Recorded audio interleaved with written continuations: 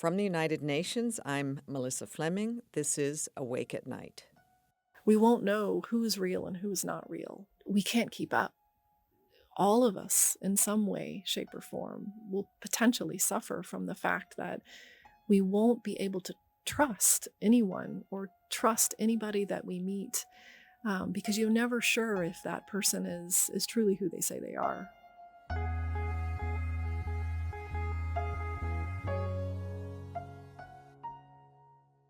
My guest this week is Carmen Corbin, head of transnational organized crime, illicit trafficking, and terrorism prevention programs at the United Nations Office on Drugs and Crime, or UNODC.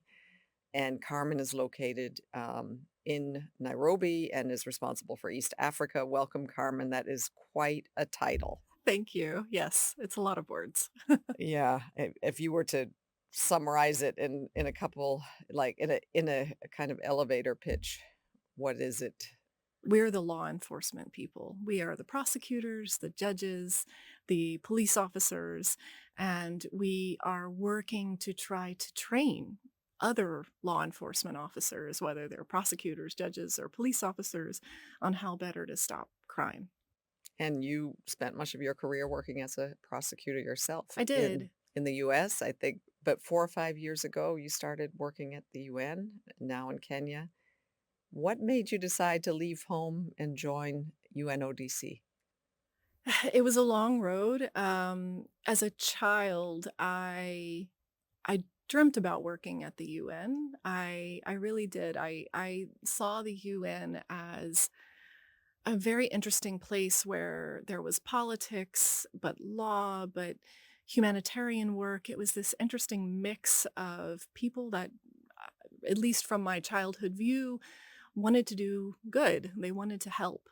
And I connected with that thinking. And so I think just as a young child, I was always interested in working for the United Can Nations. I just interrupt you there, though? Because I think probably most children have never even heard of the UN, so why what who was I, talking to you about the UN, or you did you know, have a teacher that was right.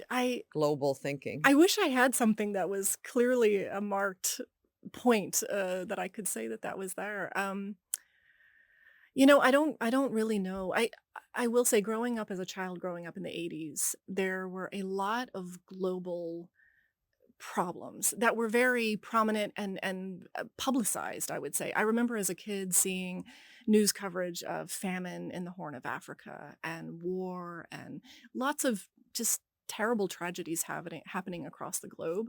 And I remember specifically, like, I think it was probably when I was watching cartoons or something on TV, that there were all these ads for Save the Children, some sort of organizations that were trying to do good and trying to help people that were involved in these tragedies across the globe. um and I, for some reason, that caught my attention. I mean, I must have been maybe 10 or 11. And I was making a small allowance at home, probably washing the car or mowing the lawn. I don't even know what I was doing. And I asked my parents if I could give some of my money to Save the Children. And I don't know if you ever had any experience with that, but if you did that, you would start to receive letters from a child in Africa. Um, to this day, there's so much controversy around those types of things, whether the money ever went to anything. I don't know. But as a kid, that I had a connection where I was receiving letters from a child in Africa, which seemed unbelievable to me at the time. But that really kind of was a launch into my interest, probably my launch and interest in working in Africa as well.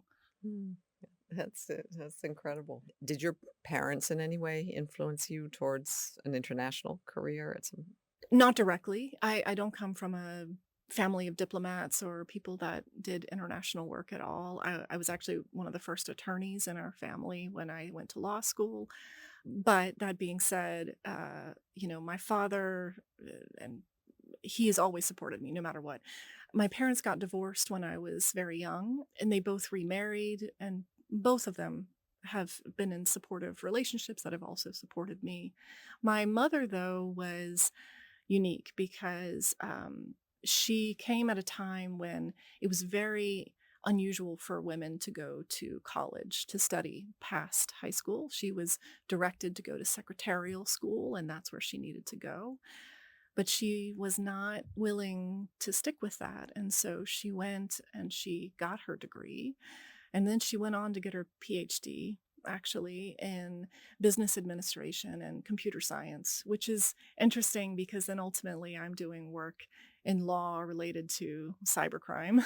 So somehow there was a connection that I probably was underneath everything that I was doing as a child. But I think watching her be so dedicated despite probably the insurmountable almost obstacles that she had in front of her, the number of people that probably told her no and told her that she could not do what she was doing. um, I think that stuck with me. So that doesn't really lead me to an international career, but I think it led me to believe that what I found and had passion for, I should try to follow that no matter what, even if people told me that it was crazy and it wasn't possible. And I've had a lot of people tell me that this is crazy and not possible. I wonder what kind of, when you started out as a prosecutor in the US, like what kind of crimes were you prosecuting? So I started out in the US Attorney's Office in Southern Arizona, so in Tucson, Arizona. It's not yet on the border, but basically it's a border office. All of the border crime that we saw between Mexico and Arizona was going to come to our office for the most part. So when you start as what I term as a baby prosecutor, you go to general crimes and you have to do everything, anything and everything. Drug trafficking, weapons trafficking, people smuggling, people trafficking, illegal immigration, basically anything, money smuggling. But the ones that really struck me, I wanted to do work on child protection. And I was really interested in doing that. And that was really more complex casework. And so I started working on some child exploitation cases and online child exploitation cases. And that really kind of set me on a path to specializing in those. I did all sorts of transnational organized crime cases, which I think helps me now in the work at the UN. But it was really those child exploitation cases that struck me. And they were the ones that propelled my own personal professional investigation of how do I be a good lawyer? How do I be a good prosecutor? How do I protect victims? I want to hear about how you first, went from Arizona to to your first job with the UN, which was in Senegal. So how was that? How did you feel when you first arrived? So actually, before that, I had been detailed with our US government to the US Embassy in Benin, not working cases because, of course, I wasn't able to do investigation work at that time because I was a diplomat, but I could go and I could advise and I could mentor prosecutors and judges and law enforcement on how they may be able to better pursue some of their investigations. So I finished my stint at the US Embassy in Benin. I moved back to Arizona and my husband and I just said, okay, well, we're done with international life. This is it. We're just going to come back to Arizona. He works in medicine, so he started back up with the hospitals that he was working in.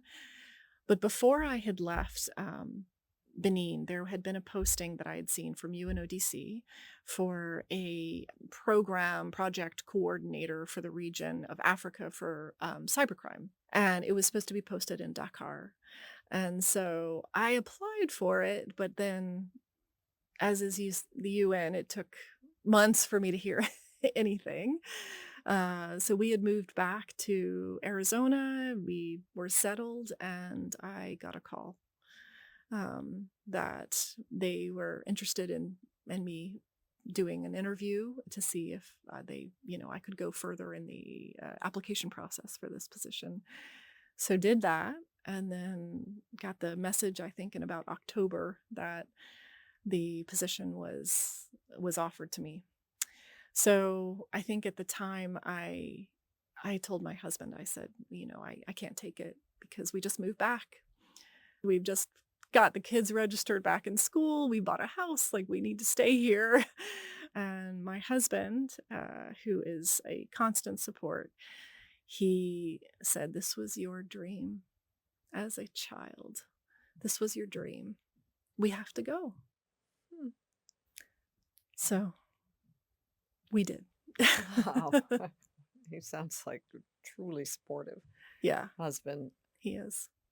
Wow. So you actually had to then sell your house, take your children out of school? Took my children out, well, so there was a period of getting, everything coordinated, and then COVID. Oh, So we waited a little bit just to kind of wait and see if the UN would approve for us to go and if we could go ahead and move. And everything seemed fairly calm and quiet in Senegal. So we moved. did they and you speak French? Uh, yes. So I had studied French again with my childhood dream of potentially ever working at the United Nations. I knew I needed to learn French. I studied French in middle school and high school as well in the US. And then I did some on the side when I was in university and college. But my children learned French because they were surrounded by it all the time. My eldest now, she's an advanced French where we are, so I'm happy about that. We really wanted them to see other parts of the world, to see other cultures and taste the food and experience the life, but also to learn the language. And your husband, did he adapt to living in Senegal well? He did. Luckily, someone notified us that at the international school where my kids would ultimately go, they had a medical position that was opening up because they needed additional medical staff on campus. And my husband, who had been working in the front lines of COVID at the hospitals in emergency rooms in Arizona at the time, that was a win for the school because they had somebody that had real life hands-on experience from the beginning of COVID all the way to where we were at that point. We wanted to be safe and we wanted to make sure that the kids were safe. So being able to have my husband working at the school in the medical clinic while my kids were going to school there, it was nice and secure for the family. I think it was also a really good experience for him. He got to learn almost this medical community in Senegal that I don't think he would have had a real good insight into otherwise. Yeah. So Yeah. that is the best way, yeah, to enter into a community is to have a chance to work there. Yeah, absolutely. Was there anything that surprised you? You know, you had started working on some elements of cybercrime back in the US, but was there something different in West Africa than what you had witnessed in the US?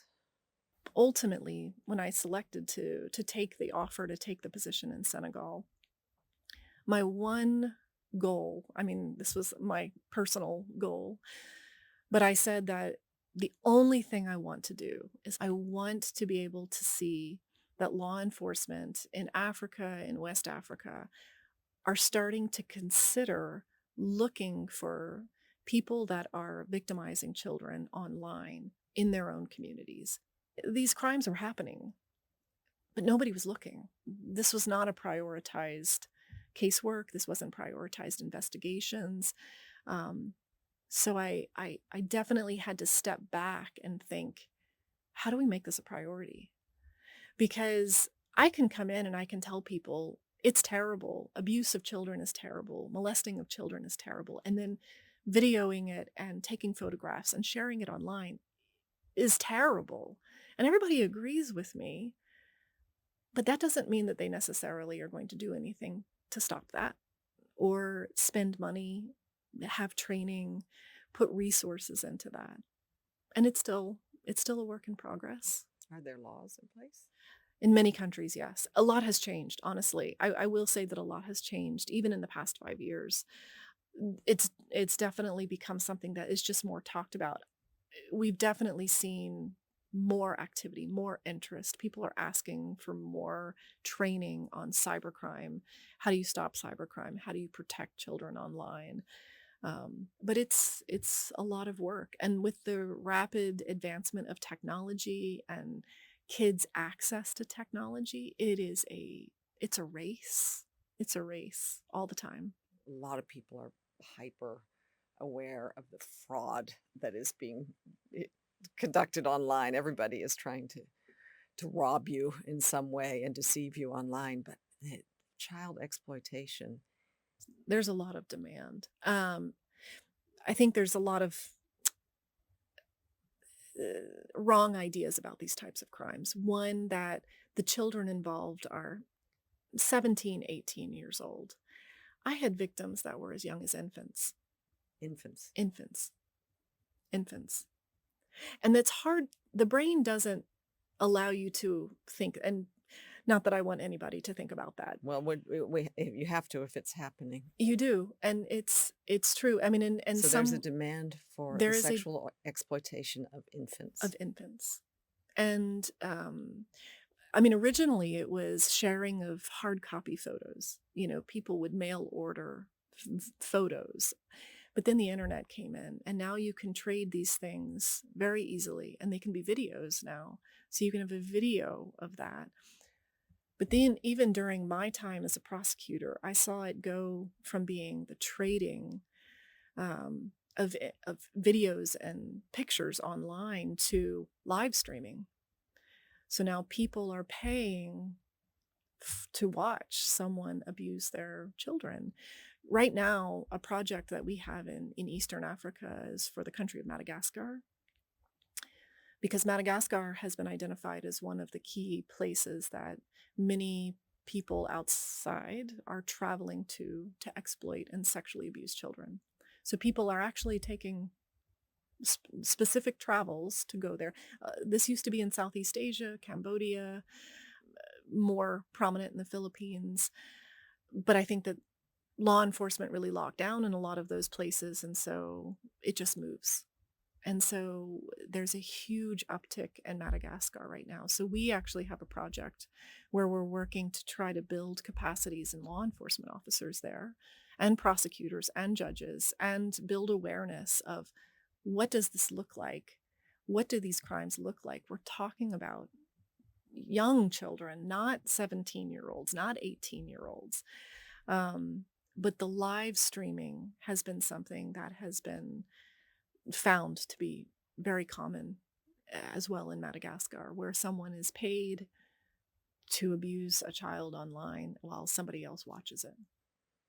And even parents, I understand. Yes, that's what the news article came out recently about that in particular. Yes. There is also, if you get caught, the shame, I would think, the sentence would prevent others from doing this, or is that not enough? I think it depends. The cases are complicated because in most instances, these activities are hidden.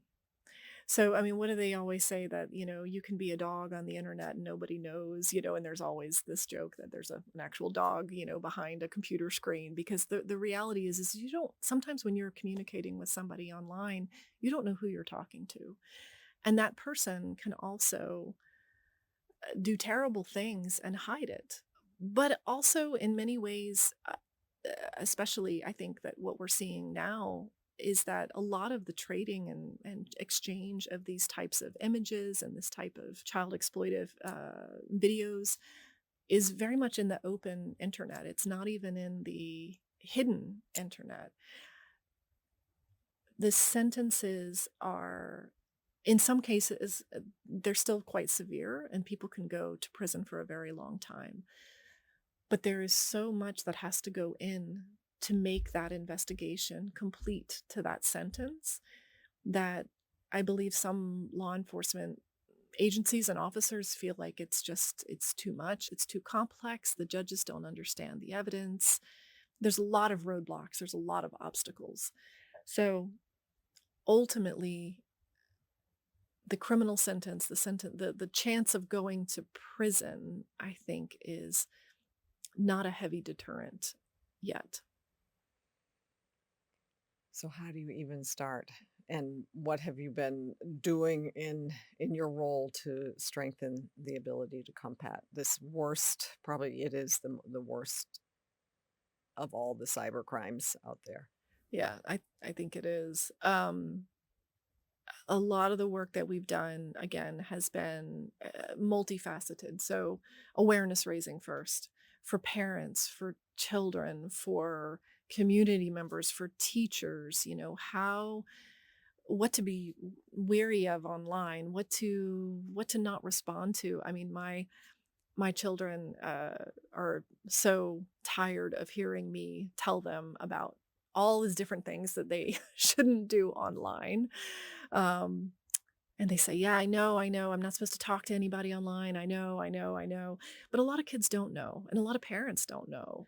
On the law enforcement side, though, it's a different type of work because on that side, it is an awareness raising as well. We have to convince the politicians that it's important to put resources on that, but we also need to explain to the police officers and the gendarme and the prosecutors and the judges that these are how you can investigate these cases. These are the types of evidences that you're going to look for to prosecute one of these cases, and this is why or why not you can't rely on that evidence. The other elements are a little bit more abstract. So, one of the other projects that we have going right now in East Africa is a gender project on trying to get more women to be at higher levels of policing and in law enforcement.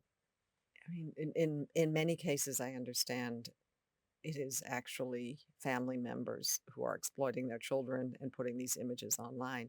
But in others, it is children just, scrolling some of the big platforms and getting solicited and exploited. And so, don't the platforms have a role? I mean, shouldn't they be taking more action? I believe they do have a role. And we certain platforms have engaged in trying to do some work, but there needs to be more done. There 100% there needs to be more done. Um, Again, I feel like this is another place where the UN can play a role in bringing that public private um, connectivity together so that we have a platform for all of those different entities to try to figure out a way in which we can work harder to stop this. I wonder if I mean, you must have to be exposed yourself to this horrible crime. And what what keeps you awake at night when you're working in this kind of field? I think what keeps me awake at night in this particular field is that we aren't doing enough, and almost to the effect that we can't do enough. We can't do enough fast enough. Um, I, I try, as a mother, I try to protect my own kids. Um, Being realistic also that they have to live in this world. But I worry about the fact that this problem, this particular type of problem, is something that seems to be so difficult for people to identify. Who are the frauds? Who are the real people that we almost will possibly not be able to make that determination down the road. We won't know who's real and who's not real. What is something we can trust and what's something that we can't trust. Um, so I think what keeps me awake at night is, of course, that we're not doing enough to stop the victimization of children online. But even on a bigger spectrum,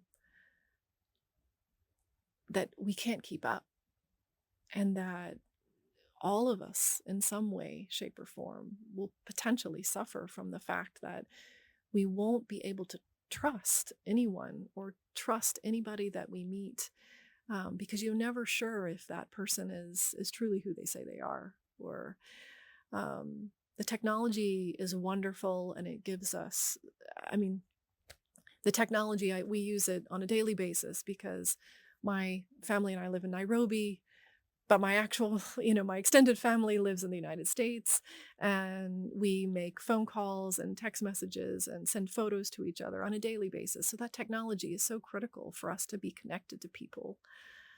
But it also is the thing that can make us feel so isolated and so disconnected and so untrusting. Um, that's what's that's what's keeping me awake because I don't know what the solution is. And it's really so many vulnerable people using it, Right, or there's really so many vulnerable people being exploited by criminals. right. Do you feel that you've been able to make a dent in this current role at UNODC? Yes. I mean, I guess I think I'm a kind of a positive person anyway, so I'll say yes because I would have to think that in some way to keep going. But yes, I do.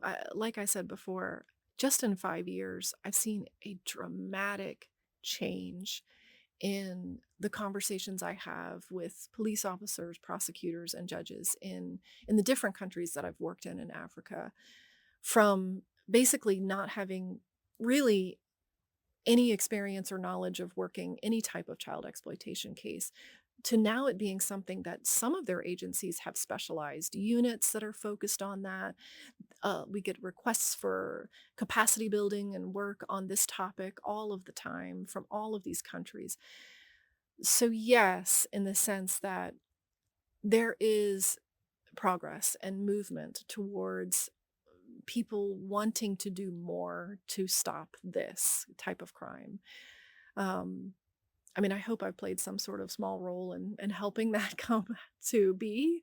But I mean, it's a lifelong work. I think it's something that I'm just really passionate about and dedicated, and want to see make better in the world. I'm sure, and I know you have made a difference. The nature of this kind of crime, that it's not a one-off Mm, victimization. right. These images spread hundreds of thousands, if not millions of times around the world. How does a girl or a woman or a child, begin to overcome, if that they know those photos and images are out there? I don't know. I had there's a case that I had worked where there was a victim who had written a letter that basically said something to the effect of when she would go to the grocery store, she'd go to the supermarket, and she's an adult now. She was victimized as a child. She's an adult. But even now, she goes to the supermarket, and this case has been finished for years. But she doesn't know when she walks down the aisles at the supermarket who has seen her video. Has the man that's standing next to her in the checkout, has he seen her video? Has he seen her photo online? The terror that that must invoke in someone on an everyday basis. It's not a crime that happens and then it's done and then you move on. It's something that they live with every single day. I don't know how they they get through that. I think that that would require, I mean, I don't have that experience, so I can't say, but I think it would require support and a lot of counseling and protection and understanding by family and because they must live with it every day. Is it can you never make these images go away? There is a mechanism in which certain images could be identified online and could be potentially eradicated in some form. But if there's some change or there's some tiny little change, that image can just be replicated and shared millions of times again and not be identified. So it's I don't want to say it's impossible because I'm sure that there's a lot of different technology that's being used to try to identify images and there's many of the platforms that are in the United States have certain technology that's able to detect when an exploitive images are shared across their platforms. But there's just so many ways in which new content is created and live streaming and all these other facets that make it really difficult to eradicate it completely from the internet. And do you sometimes kind of like lose faith in humanity when you see these kinds of images circulating? Yes. Um, it's hard, definitely. The I think one of the last trials that I had, we would generally have to show some of the evidence because the jury would have to see it to be able to find enough proof that the image was what we said it was. So we would have to show a few seconds of some terrible photos or videos or something like that. And I remember was in a trial. It wasn't a particularly unique trial. It was terrible, but it was one of the many that I had done. And so I came home from trial that day. My husband was home and I walked in the door and he said, Normal, how's your day? How did trial go today? And I just fell apart. I just fell apart. And this was years. I mean, I had been working on these cases for over a decade. And it was just uncontrollable amount of emotion coming out. And my poor husband, who works in medicine and is able to take care of a lot of people, he really had no idea what to do at that moment. But I What think was it that triggered you this time? What was particular about this case? I honestly, I think it was a culmination of a lot of cases. I remember in this particular case, the video that I had shown that day involved an infant. And I think we showed my trial co-counsel and we showed maybe 2 seconds. I mean, the smallest amount because of course the jurors, we've gotten fairly used to seeing these sorts of terrible things, but they've never seen this. They don't even know likely that this even exists. So it's an infant and we show it.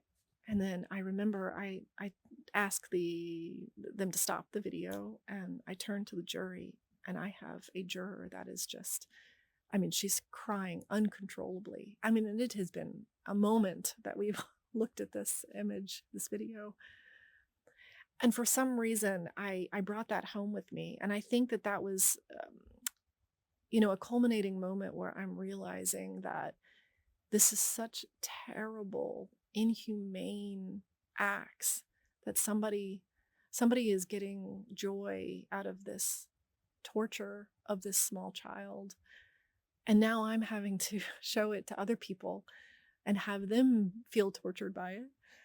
Um, that was the moment where, again, my come home and my poor husband and and I thought, I've been doing this for 11 years.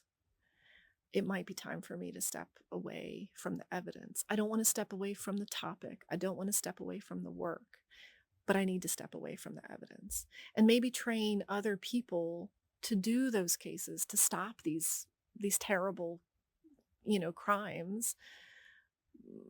But I needed to start maybe protecting my own self a bit because it's not possible to step away and to not be affected.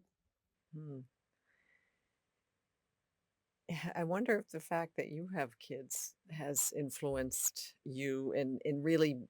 I know that you work on all areas of a whole range of areas of different crimes, but this one in particular is really important to you. Does this have anything to do with your being a mother?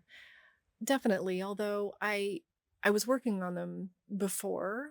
Um, I would say in some ways, I have two girls, and um, there are moments where I've had cases where my children were the same age, and it I mean, even to this day, it makes my stomach churn. It makes me feel physically ill to think about that.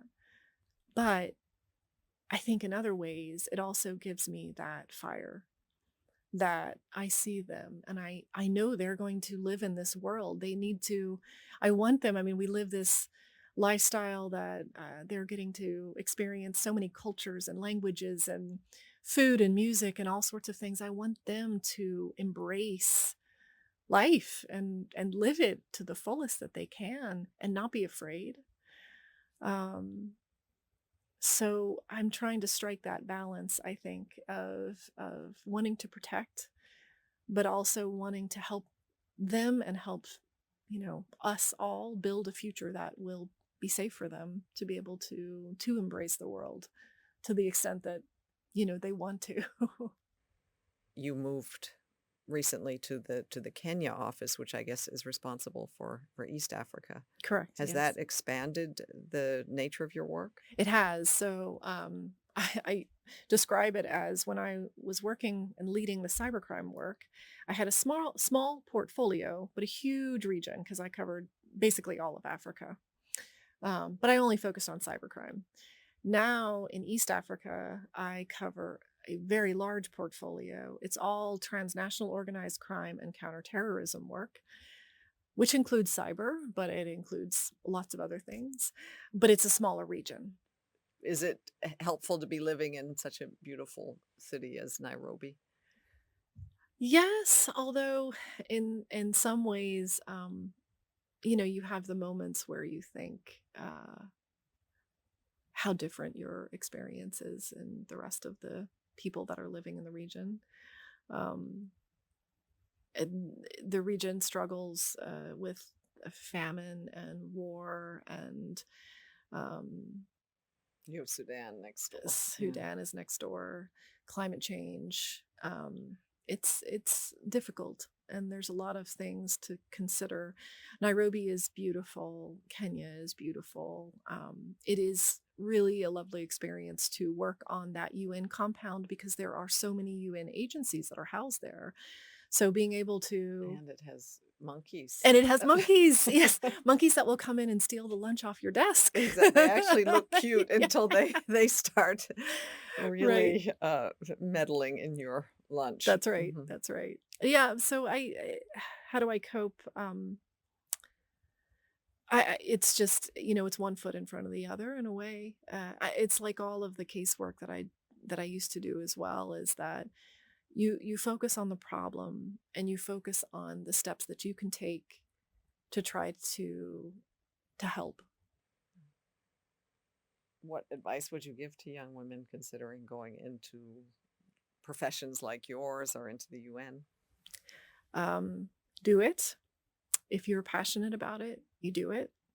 You follow it. Don't listen to all those people that tell you that you're crazy and that you should never you shouldn't do that because it's a terrible idea. And then find your people.